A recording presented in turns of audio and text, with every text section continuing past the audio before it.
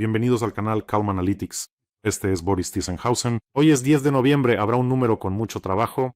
Así pues, en este número, el puerto ruso de Tuapse está siendo atacado de nuevo y las exportaciones de combustible a través de los puertos rusos del Mar Negro están en peligro. La investigación sobre las explosiones del Nord Stream amenaza con dividir el apoyo a Ucrania. El cumpleaños del diseñador Kalashnikov, la leyenda soviética frente a la realidad. Entonces, ¿quién inventó realmente el famoso fusil automático? El patriarca Kirill despidió a un metropolitano por jugar al póker. Y, por último, un gran, diría incluso grandioso, escándalo. La dirección de la BBC dimite por un reportaje sobre Donald Trump. Sobre esto y mucho más en la edición de hoy, habrá muchas cosas interesantes. Así que, si es tu primera vez en el canal, es el momento perfecto para suscribirte y no perderte los próximos episodios. Durante la noche, lanchas no tripuladas atacaron la ciudad rusa de Tuapse. Así lo informan los medios locales. Dicen que el ataque fue dirigido al terminal. Les recuerdo que allí se encuentra una terminal petrolera y varios petroleros se abastecen de petróleo ruso. Bueno, y después del ataque anterior, que fue el 2 de noviembre y que en ese caso fue un ataque aéreo, la exportación de combustible a través de este puerto fue suspendida. Y la refinería de Tuapse, una planta de procesamiento de petróleo que pertenece a Rosneft, detuvo completamente el procesamiento debido a que la infraestructura portuaria resultó dañada. Y en ese momento los barcos fueron retirados de los muelles. Y este terminal, cuya capacidad es de 10, incluso un poco más de 10 millones de toneladas al año de transbordo de productos petrolíferos, está en funcionamiento, se abastece de la refinería de Achinsk, del grupo de refinerías de Samara y por supuesto de la refinería de Tuapse. Un punto muy importante es este puerto de Tuapse, y lo he dicho en repetidas ocasiones. La muerte de Kashchei, es decir, la muerte de Putin, está precisamente en los puertos. La destrucción de la infraestructura de exportación y de dónde sacar dinero para la guerra. Rusia no ha inventado nada en 25 años, salvo vender petróleo y usar ese dinero para hacer la guerra. Y el segundo ataque a este puerto debe dejar absolutamente claro en la mente de quienes cargan petróleo allí, me refiero a las empresas extranjeras, que esto es un negocio peligroso. Si quieren arriesgarse, aumenten considerablemente el costo del seguro, busquen algún aventurero temerario que esté dispuesto a llevar los petroleros allí. Bueno, en general, la destrucción física de la infraestructura está bien, pero además, rematarlo con ese efecto psicológico de no se metan en los puertos rusos también está bien. Doble beneficio. Y uno de los buques de guerra rusos resultó dañado. Ahora están aclarando los detalles. ¿Cuál exactamente? En general, las lanchas no tripuladas cumplieron su cometido. Y ahora sale un artículo en The Wall Street Journal diciendo que la investigación sobre quién está realmente detrás de la voladura de los gasoductos Nord Stream amenaza con dividir el apoyo a Ucrania. Al principio no entendí cómo es que eso podría dividirlo, pero resulta que sí existe esa opinión. Los investigadores alemanes consideran a Kiev responsable de las explosiones, más precisamente al excomandante en jefe de las Fuerzas Armadas de Ucrania, Zaluzhny, y también los alemanes, cito, policías alemanes, fiscales y otras fuentes informadas afirman que lograron reconstruir una imagen clara de cómo una unidad militar de élite ucraniana llevó a cabo las explosiones bajo la supervisión directa del entonces comandante en jefe, ¿no? El general Valery Zaluzhny. Según fuentes del Wall Street Journal, en la investigación alemana quedó claro que el objetivo de los saboteadores era privar a Rusia de ingresos petroleros y gasíferos y debilitar sus lazos económicos con otros países. Y también recuerdo que en Europa detuvieron a los sospechosos y temen que en Alemania comience un proceso judicial. Cualquier proceso judicial complicará aún más las relaciones entre Ucrania y Alemania. Alemania es actualmente el mayor donante financiero de Kiev y el proveedor probablemente de los sistemas de armamento más demandados, especialmente de medios de defensa antiaérea. ¿Qué se puede decir? ¿Saben qué? Hagamos lo siguiente. ¿Por qué durante la Segunda Guerra Mundial a nadie se le ocurrió, no sé, responsabilizar a Estados Unidos por bombardear la infraestructura petrolera que suministraba combustible a la Wehrmacht? ¿Por qué fue así? La operación Marea Alta fue un ataque aéreo realizado por bombarderos de la Fuerza Aérea de Estados Unidos. Ellos estaban basados en Libia y en el sur de Italia y bombardearon 10 refinerías de petróleo en la zona de la ciudad de Ploiești. Eso es Rumanía. Bombardearon para que esas fábricas no suministraran combustible a la Wehrmacht. Querían que esos países del eje del mal dejaran de recibir combustible. ¿En qué se diferencia esta situación de la actual? Recuerdo la declaración del liderazgo polaco que decía que quienes volaron los Nord Stream son héroes, verdaderos héroes. ¿Por qué entonces no lo condenamos? Eso fue en territorio de Rumanía, ahí fue donde bombardearon. A quien realmente, sobre quien en Alemania deberían intensificar la investigación, es precisamente al ex canciller Schröder. Les recuerdo que está siendo investigado. Él, junto con Angela Merkel, impulsaron esos Nord Stream. Él fue quien impulsó esas agujas petroleras a las que planeaban enganchar a toda Europa y en primer lugar a Alemania, lanzándose por ellas como un escudo humano. Aquí va una breve cronología, literalmente en unas pocas líneas. Schröder, ya saben, la fábula de Schröder y el gasoducto, así que coincidencias mágicas. El hombre más afortunado del mundo, Gerhard Schröder, fue canciller desde 1998 hasta 2005. Septiembre de 2005, unas semanas antes de dejar el cargo de canciller, Schröder firma un acuerdo entre Gazprom y una empresa alemana para la construcción de un gasoducto por el fondo del mar Báltico. En unos meses, el 22 de noviembre del mismo año 2005 deja su cargo y en diciembre de 2005, literalmente, bueno, enseguida, casi inmediatamente después de irse, fue nombrado presidente del comité de accionistas de una empresa. ¿Cuál crees? Corriente del Norte, Corriente del Norte. Tenía su sede en Suiza y estaba controlada por Gazprom, y hasta el año 17 le fue de maravilla. Y en el año 17 fue elegido miembro del Consejo de Administración de Rosneft por propuesta personal de Putin. Vaya coincidencias. Qué suertudo. En el año 19 ya encabezó el Consejo de Administración de Nord Stream 2. Ven cómo son las cosas. También del segundo gasoducto que está bajo el control de Gazprom. Y ya en el año 22, después de la invasión a gran escala en Ucrania, fue naturalmente objeto de presión política y social y se le privó de parte de los privilegios de ex canciller. Y en mayo del año 22 declaró que no tenía intención de renunciar a sus lazos personales con Putin. ¿Cómo es que se hicieron tan amigos, Pero dejó el consejo de administración de Rosneft. Creo que seguro no se perdió. ¿Cómo son las cosas, Y el país al que le daban literalmente 2 semanas, les recuerdo, a Ucrania le daban un par de semanas y caería. Bueno, Rusia es una máquina tan grande y Ucrania está haciendo correr a Rusia por todo el mundo. Y cortar una de las fuentes de dinero, que eran estos Nord Stream, eso es defensa, es protección. Y ahora resulta que hay que juzgar. Además, a estos ejecutores hay que darles medallas de héroes. Por cierto, nadie ha demostrado nada, no sabemos nada, no fuimos nosotros. En medio de la caída de las ganancias por la venta de petróleo, en Rusia volvieron a quejarse de que quieren la paz. Es decir, ahora que las sanciones ya se asoman, quieren la paz. Y Peskov salió y dijo que a Moscú le gustaría que el conflicto en Ucrania terminara lo antes posible. Uno pensaría, pues simplemente retiren sus tropas del territorio de Ucrania reconocido internacionalmente, que ustedes, los rusos, también reconocieron, y ustedes le dieron a Ucrania garantías de seguridad, de su integridad territorial y soberanía a cambio de la entrega de armas nucleares según el memorándum de Budapest. ¿Quieren que sea más rápido? Simplemente váyanse de Ucrania. ¿Cuál es el problema? ¿Cuál es el problema que tienen ahí? No, Putin quiere un pedazo de tierra ucraniana, es decir, traer eso en su negro pico para los rusos, graznar y decir, aquí está, lo conseguí. Esta era la meta de la guerra, teniendo 17 millones de kilómetros cuadrados de su propio territorio de la Federación Rusa, de los cuales, atención, 8 millones de kilómetros cuadrados no están desarrollados.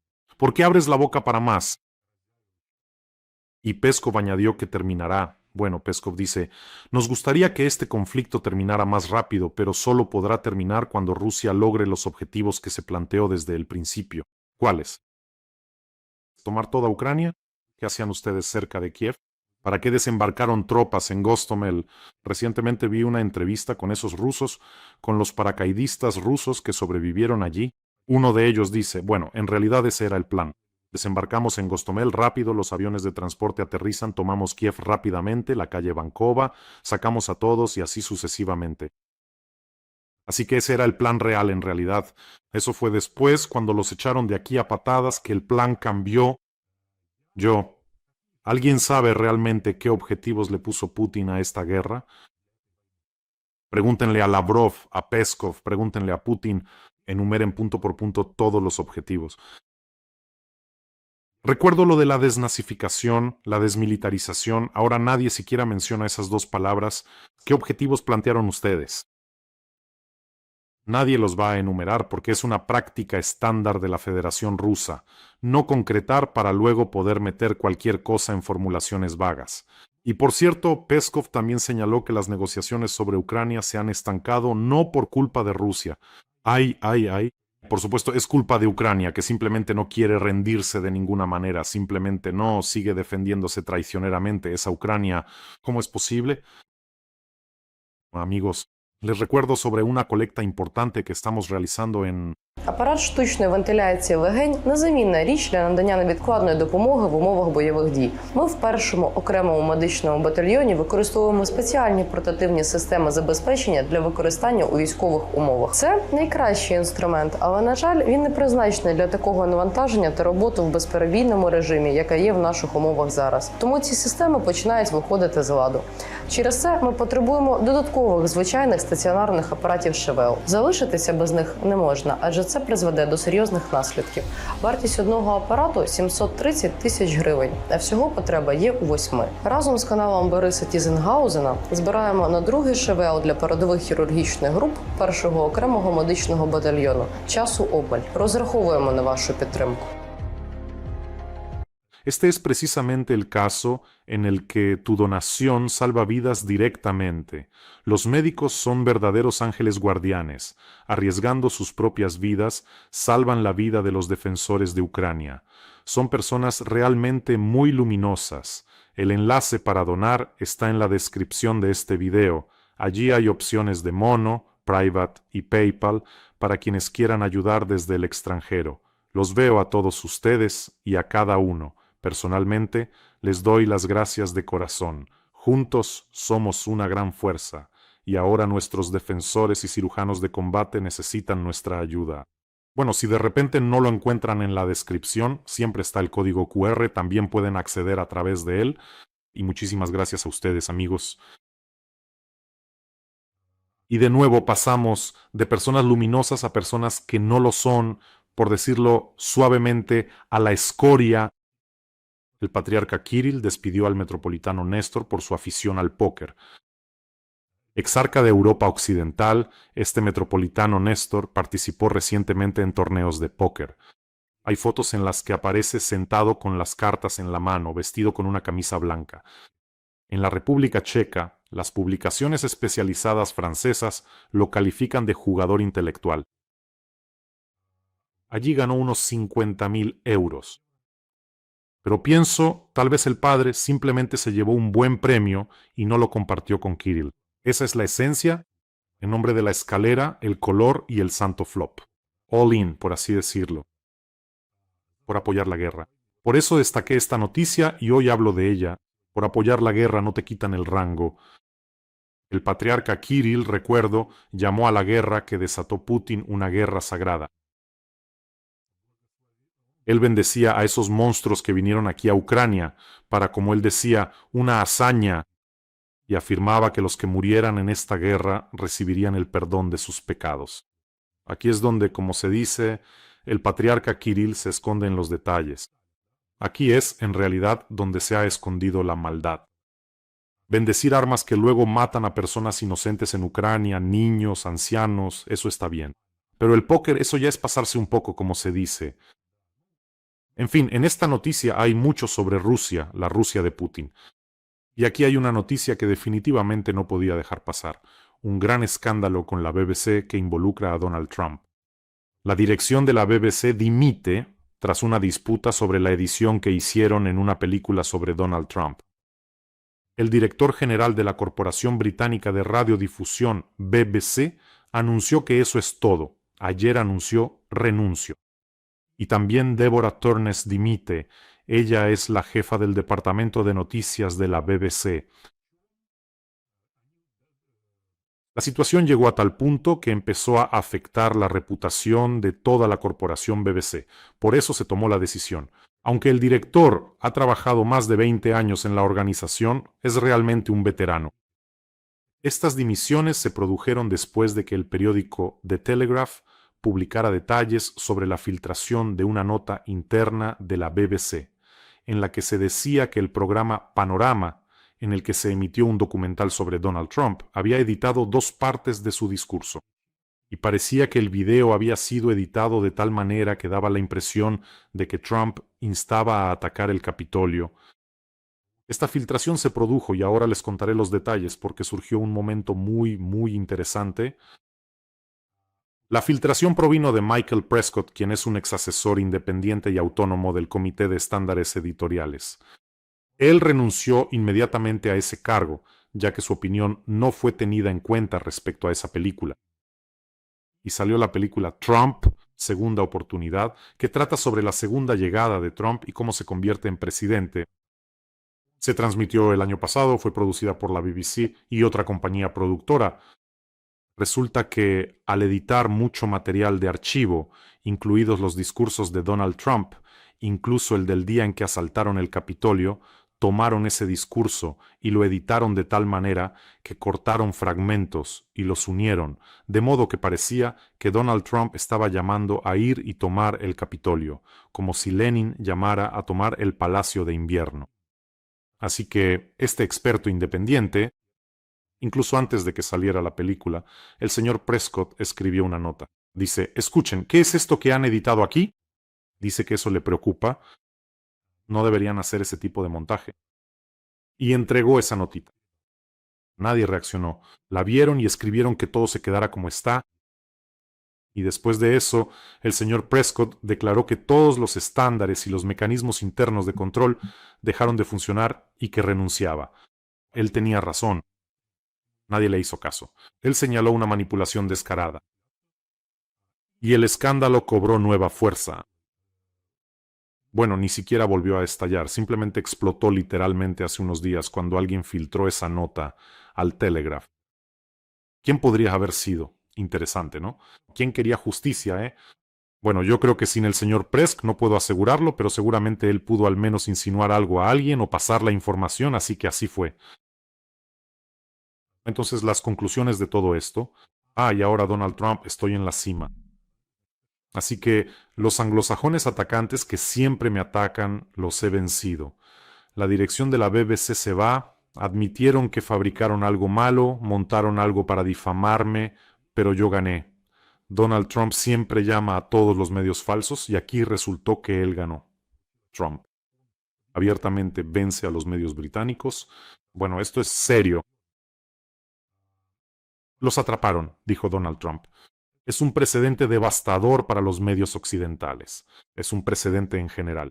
Y creo que las consecuencias serán muy serias. En una época en la que la confianza en los medios ya está cayendo, la neutralidad es casi un lujo que está desapareciendo. Es decir, esto no es simplemente un error editorial, es un golpe al símbolo del sistema mediático occidental. La BBC es una institución. Y ahora así es como han caído. Bueno, la política hace tiempo que se ha convertido en un mercado de emociones, no de ideas. Por alguna razón, los medios que tienen sus propios estándares y organismos de supervisión reaccionan de esta manera. Bueno, todavía existe el Instituto de la Reputación, se van, está claro, para que la empresa no sufra un golpe. Pero el hecho de que lo que no se permite a los medios siempre se permite a los políticos.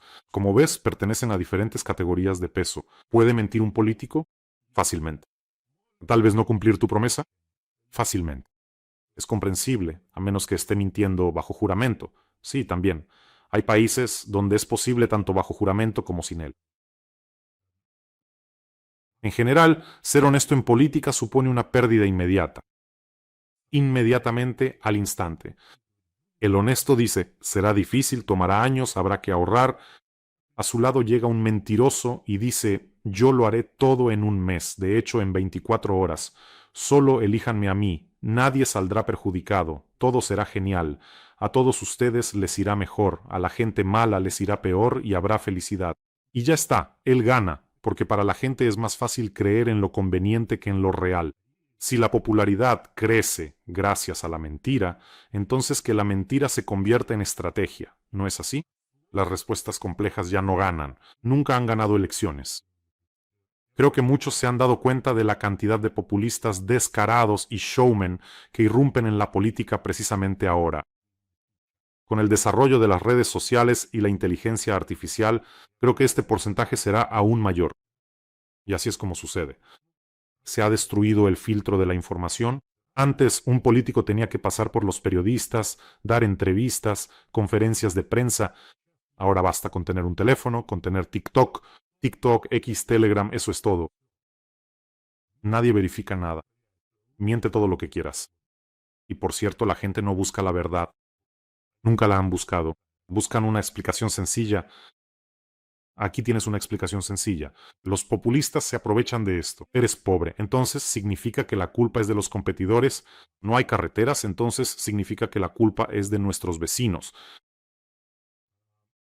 La destrucción de la institución de la reputación es una anulación total. Cuando, un político ve que la mentira no se castiga, sino que al contrario se recompensa. Así es, ya saben, como en cualquier juego. Si eres un tramposo, si haces trampa, por ejemplo, en algún Monopoly, sí. Simplemente el dado quedó fuera de la vista de tu oponente. Le das la vuelta al dado y dices, aquí hay un 6 o un 5, lo que necesites. Robas tarjetas. Es decir, si juegas de manera deshonesta, ganas. Lo mismo ocurre en la política. No hace falta ser un súper experto para entender que en unas 2 décadas la cantidad de información que consumimos se ha multiplicado varias veces. Varias veces. Es decir, si antes era un periódico, un par de canales en la televisión, ahora estos terabytes fluyen desde Telegram, desde TikTok, desde contenido audiovisual. Sí, antes el propio formato de la información era diferente, el formato mismo ha cambiado, ¿no? Ustedes leen mucho menos, estoy seguro de eso, probablemente. Ven más contenido. Eso no es ni bueno ni malo, es una realidad de la época y la tecnología, es decir, cuando su televisor cabe aquí mismo y pueden ver lo que quieran, retroceder, acelerar algo y así sucesivamente. Por ejemplo, pueden escuchar a Tissenghausen de fondo durante media hora camino al trabajo, o a casa, o mientras toman una taza de té. ¿Se puede acelerar? Por eso esto... Por cierto, no olviden suscribirse. Me he dado cuenta de que últimamente escucho audiolibros más a menudo que leer. En Europa, en Estados Unidos, sí. Hace unos 10 años comenzó un verdadero auge de los podcasts, quizá un poco antes. Es extraño que aún no haya llegado a nosotros a esa escala, pero la tendencia es clara. Un adulto estadounidense, según las estadísticas de Edison que consulté, dedica en promedio 20 minutos a la lectura y 80 minutos a la escucha. Estos son datos promediados. El contenido audiovisual, la voz es presencia, es la sensación de que alguien ha hablado contigo. No sé qué tipo de contenido será el siguiente en esta era, pero creo que será algo completamente nuevo basado en la inteligencia artificial. Pero ya veremos. Por cierto, pueden dejar sus propuestas en los comentarios. Así fue como concebimos nuestra sección. Sí, disculpen, me distraje con esto. A veces me dejo llevar. Así fue como concebimos nuestra sección. Putin decidió llegar a un acuerdo con Modi para la importación masiva de trabajadores de la India a Rusia. Bienvenidos. Rusia planea firmar un acuerdo sobre... empezarán con 100.000 y luego, como dicen, el apetito viene comiendo. ¿Y qué ha pasado? Uno quiere preguntar.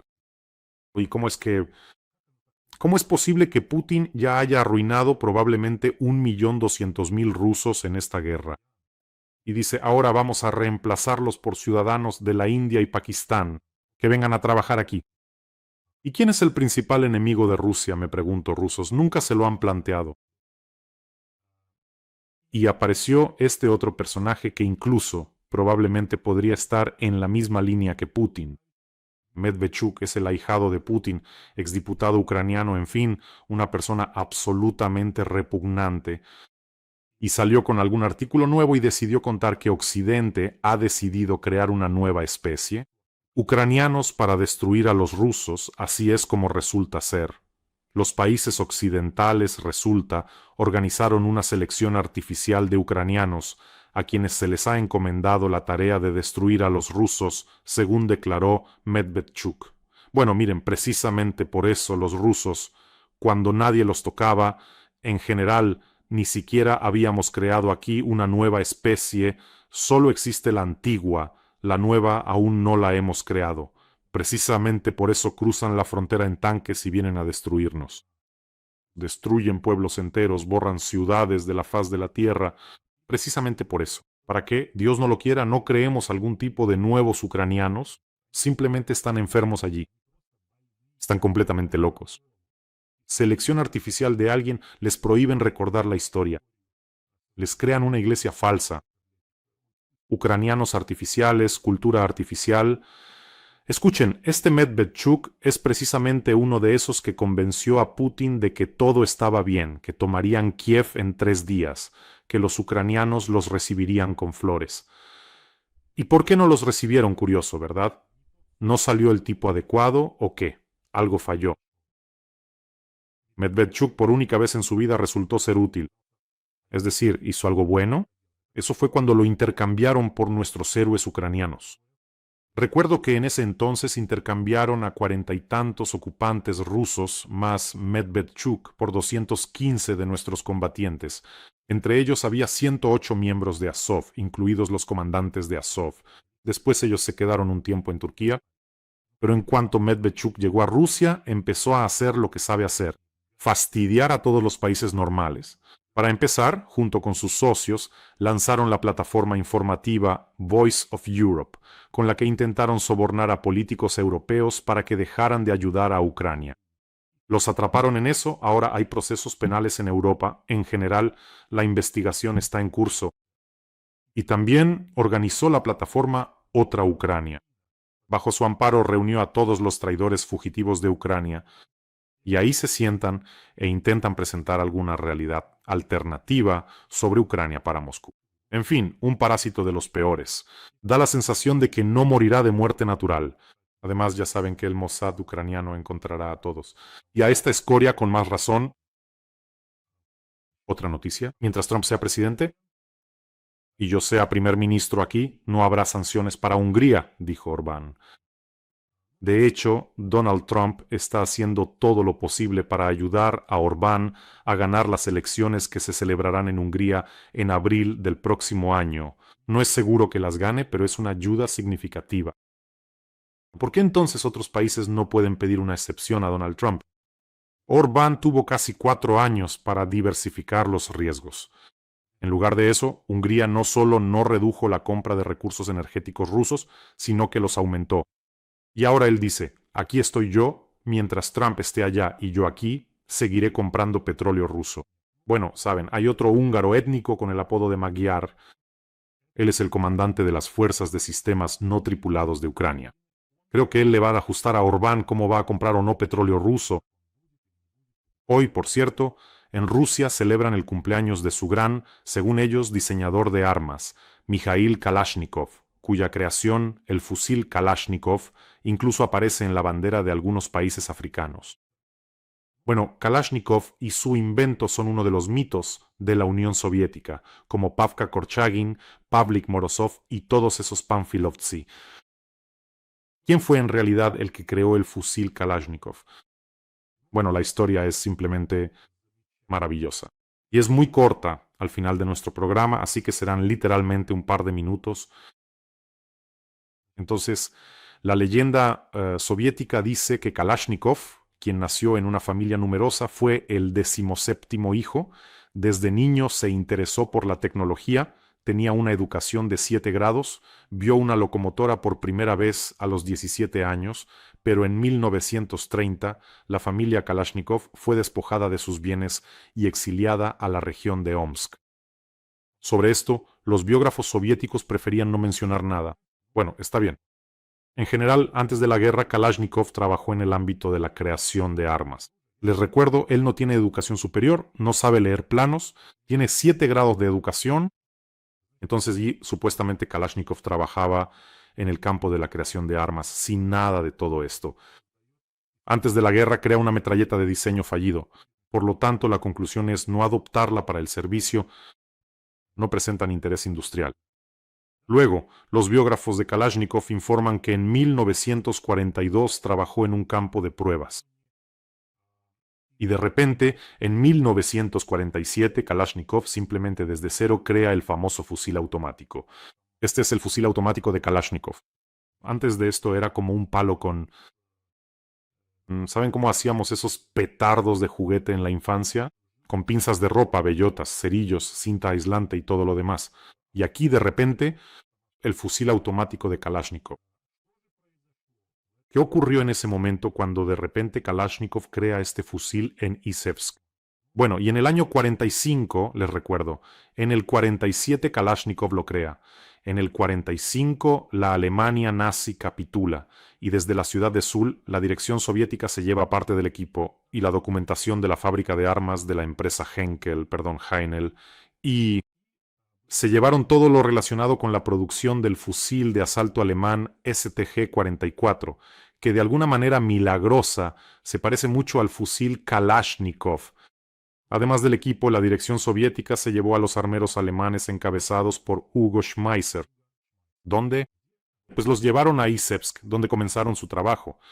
¿Qué hacían allí? Bueno, de eso no se habla. Es decir, de hecho se llevaron todo un buró de diseño alemán. Hay fotografías, hay una casa donde vivían allí. La gente local estaba muy indignada de que esos alemanes vivieran allí y en tales condiciones. Esta es la casa en la calle Krasnaya, 133. Así fue como los ingenieros alemanes vivieron allí hasta 1952. Así que, aún así, este muchacho que no tenía ninguna educación, incluso vi crónicas con Kalashnikov, era una persona muy limitada, no podía hilar dos palabras correctamente. Y otro detalle interesante es que Kalashnikov no mejoró su arma después porque decía que ya era perfecta, que no había nada que perfeccionar.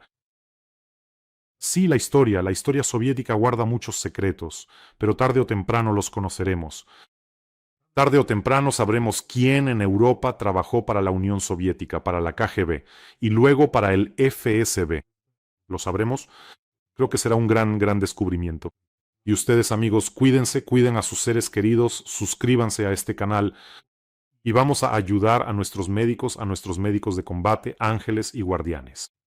El enlace para la recaudación está en la descripción de este video. Que tengamos todos un día tranquilo y gloria a Ucrania.